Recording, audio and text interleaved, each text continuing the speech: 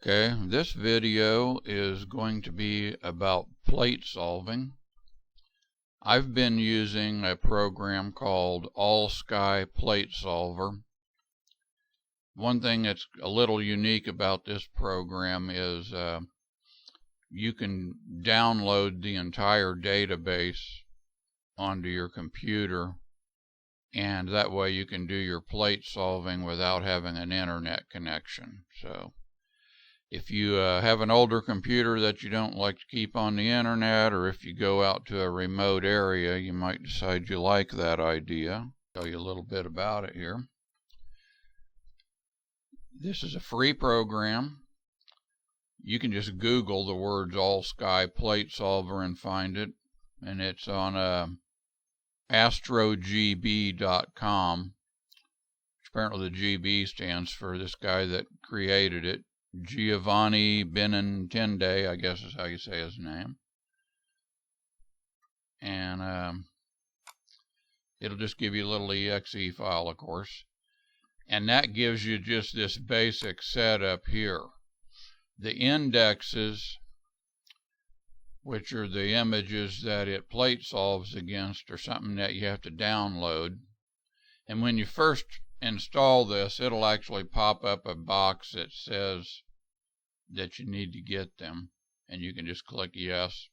And of course you'd have to have an internet connection for that, but since I'm not in that situation right now, I'll show you how you do it. You could always go to this again too in case you need to later if you get a different camera or telescope or something. So I'm going to go to indexes and index installation wizard, and this is where you get all the information as to which files you need to do this. I've already got them all downloaded, but I'm gonna enter in, let's say I've got a telescope. I've already got it set at 1000 millimeters and 2.4 micron pixel size. And then if you happen to have a FITS file from a camera, you can retrieve that information from it. Now I'm going to go ahead and I got to enter my chip array, which is just going to be my pixels. So this is a 6 megapixel camera that I had. So I'm going to go 3000 by 2000 pixels. And it tells me my chip size in millimeters. 5 by 7 tells me my field of view for that is approximately 24 minutes by 17 minutes in arc seconds, which, if you're not familiar with all those numbers, another way of looking at 60 minutes in 1 degree. So this is a little less than a half a degree long and a little more than a quarter of a degree wide. Now it's highlighted the files that I would need to download so that it could successfully plate solve from there. Now, if I had a longer focal length, say you had a C8 or something, go to 2000, it would tell me I need to download these as well, which now you're getting into a lot bigger file. So the smaller area of sky you're looking at to plate solve, the bigger file you need. Like in the case of this top one, this 9.6 gigabytes, there's actually 48 different files it downloads and copies in there to install. And then if you go with a wider angle, let's say you've got a 200 millimeter lens, for example,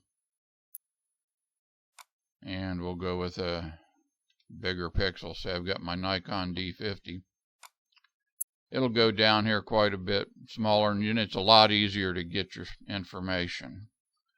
And I also found that from a little research, you can find a folder where these are installed and copy them over if you want to copy them from one computer to another, or if you decide to download them off the astrometry.net website, which is where these files actually come from. This program is based on those files. Those are available free. So now that we've got this all installed and got the files downloaded that we need, you need to go to settings here, Platesolver settings. You have to tell it which camera and lens setup you have. It's possible to get it even if you have it wrong, but it'll take a lot longer if it's way off, and it might even time out and say it can't do it. So I've got it set up for 1000 millimeter focal length and the 2.4 micron pixel size. And I've already selected an image here, and this program works with JPEG files and FIT files. And this one here, I've got a JPEG, and it's of M27, the Dumbbell Nebula. And I'm going to go ahead and click Platesolve, and I'll pause while it's doing it. It takes a little bit. Okay, so that just took a little over 30 seconds. And this pops up a message asking me if I want to synchronize my mount with the information it found. And since I don't actually have the mount connected right now, I'm just going to go ahead and tell it no. But that comes in real handy if you're trying to get calibrated when you start. So it's given me my right ascension information here and my declination information. Tells me the field of view, number of pixels. So it determines all this information for you. The scale here is your image scale. In this case, it says I'm 0.495 pixels per arc second, which is really detailed, and I can't even guide quite that good, but I took a picture anyway, and my stars weren't perfect, and I'm gonna make a video about that. I removed the stars later with a program called StarNet++, and then took just much shorter exposures with higher gain and got nice round stars and then recombined them. And then it tells me here my camera angle. It says I'm 13.17 degrees from being square with east and west and north and south. I'll show that to you. It shows my pixel size. For some reason it's doubled it. It doesn't do that every time. I'm not sure why it does that. And if I had my mount connected, I would click this connect mount box. And you can also connect your camera if you have a compatible camera, and you can have it get the image directly from the camera instead of you just going and finding the image in a folder. So now we'll go to Browse Solved Image. And this was a finished image I've got where I was taking long exposures. And it's got M27, and I'll turn off the grid there. And you can see it's drawn a circle around it to show where it's at. So that's nice, especially if you've got something that's really faint and difficult to see. Now, one of the things I want to show you is that in the settings, you can change whether you have the coordinates set to today's current date or J2000, which was just based on the year 2000. And the main thing is that you're consistent, but right now it's got the circle centered. Now if I change it to the other one, the circle landed way over here, which could be really confusing if you're trying to find a faint object and that object doesn't show up in your image, you know, if you have it off center and you thought you had it on center. I'll show you how that works here. I'll close this image. Right now I've got this set on J2000 for my settings, so I'll go settings, back to Platesolver, and I'm going to go to advanced. And here's where I can change this Platesolver coordinates epoch from J2000 to JNow. And I'll hit OK, and it's going to make me replate solve. And while it's plate solving, I'm going to show you a little bit about that here. And this is Carte du Ciel star map, which this is free too. And it's got my coordinates listed down here. And the apparent would be today's date. And then this mean J2000 is based on the year 2000. So it's a little different coordinates. And the main thing is that you're consistent, so that, you know, you're from one piece of software to another, you have them set up the same, so that it just prevents confusion. Okay, so it's completed that. And of course I'm not going to sync the mount since I'm not connected. Go over here to Browse Solved Image, and now this time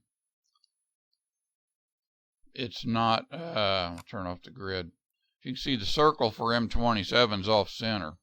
This is what I'd been getting until recently. I just started playing with the settings and figured out I could change it. And it didn't really hurt me with something like this, you know, where I can find M27 easy. You can see it right in even a short exposure. But if you're doing something faint that is difficult to see in your image till you take a really long exposure, you could think you had it centered and be off center. So that's something to be aware of. So I have it on J now currently. I would be better off, if I want to do that, to go back to J2000. And then it'll just go through, you know, it has to reset itself. So I've found that just being able to plate solve is really convenient when I'm first setting up the telescope, especially. Depending on how easy it is for you to get your head in a position to look into a finder scope, or, you know, sometimes people just can't find very many stars in their area if you have a lot of light pollution. This can help you find them real quick, because I can, when I go to calibrate my mount at the beginning, let's say if I tell it to slew to the star Vega, and it's near it, but not quite, I can plate solve it, and then it'll give me my numbers. And since I control my telescope with that Carte du Ciel program I showed you, I can tell it on there to go to the star that I wanted, and it'll get it pretty close to center. And then I can do that with a few stars and get it set up much quicker. And of course, it's also really nice if you're trying to find something that's really faint that you want to photograph, and so hopefully this gives you a good idea about plate solving and whether or not you want to get into something like that. You can also find online websites where you can, if you're actually have your computer connected to the internet while you're doing it, and you can just let the internet solve it for you.